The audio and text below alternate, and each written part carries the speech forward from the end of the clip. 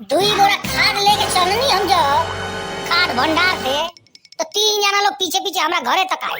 अच्छा हाँ, हम मुड़ के देखा था ये मर्दवा जब से हम खाद लाद के चलनी है ये लोग काहे हमरा पीछे लागल बा, कुछ बुझाते नहीं के। हमके समझ में आई है ना कि सरवा चोर उचक्का हवा सर। अरे तो चोरे उचक्का न रहल होइया सर, तोहार साइकिल और खाद छोरे के चक्कर में आवत रहल होइया सर। का भइल हो, कैसन बात बतियावत हो, का भइल, कहां चोर उचक्का आ गई ना सर? अरे ढेर दिन पहला के बात बा। हां हम बुझत हई कि हो गई हो 6-7 साल। का भइल का रहे?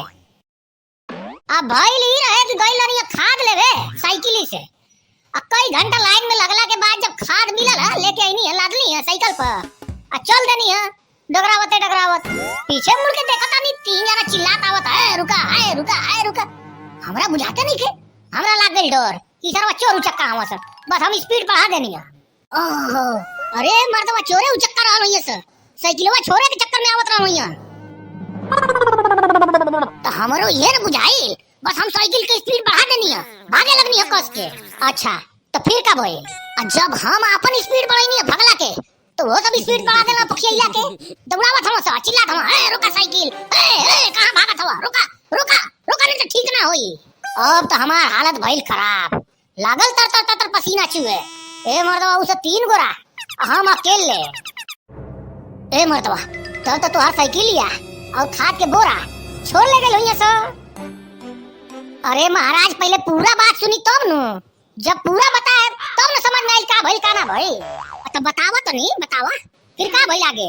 औ से दौड़ावत हम सा कहत हम ए रोका साइकिल रोका, भाग जइबे तो ठीक ना होई, पकड़ा जइबे तो मार दिहल जाई।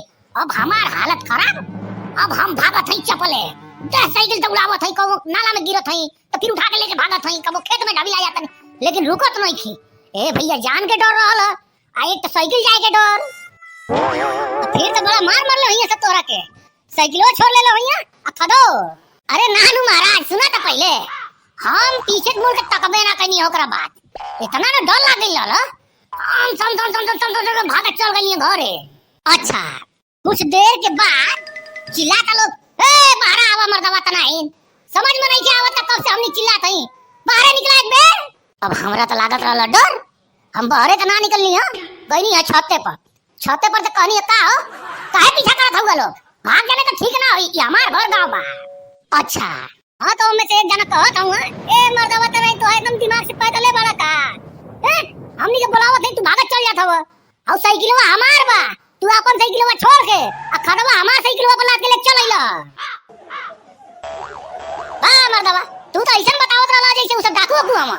अरे तो हम यही गलत फहमी में रहनी है ना कि उ सब डाकू हम चोर हम, तबे ना भागत चलनी है घरे। जब कहला था कि साइकिलवा हमार बा, तू अपन साइकिलवा छोड़ के खदवा हमार साइकिलवा पर लाद के चला जा, तो हम जाके चेक कइनी ए सरवा देखत है कि सही है हो, ई साइकिल तो हमार नहीं थे।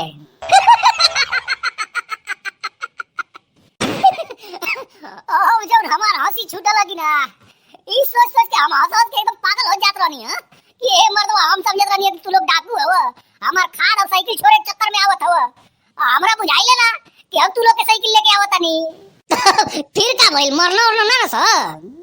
ना मरना उरना ना सर, निमन आदमी हो ना सर, साइकिल वापस दे देनी है आ फिर साथे गइनी है अपन साइकिल वापस लेके आईनी है और रास्ता भर बतियावत गइनी है मर्दवा हमरा के माफ कर दिया लोगिन। हमरा लगल ना तू लोग चोर हुआ, हालांकि असली चोर तो हम रहनी है, तू लोग के साइकिल लेके भागत रहनी है अनजाना में। वाह मर्दवा तू गजब के आदमी साइकिल चोरा के खुदे भागत हवा, आ जेकर साइकिल बा पीछे पीछे आवत तू उनकरा के चोर समझत। पहला बार ऐसा कहानी सुनत हई हो। ए मर्दवा कहानी थोड़े सुनावत रहनी है, सत्य घटना पर आधारित रहल हमरा साथ भइल भाई सन, हम एने ओने कहानी थोड़े छोड़त हई।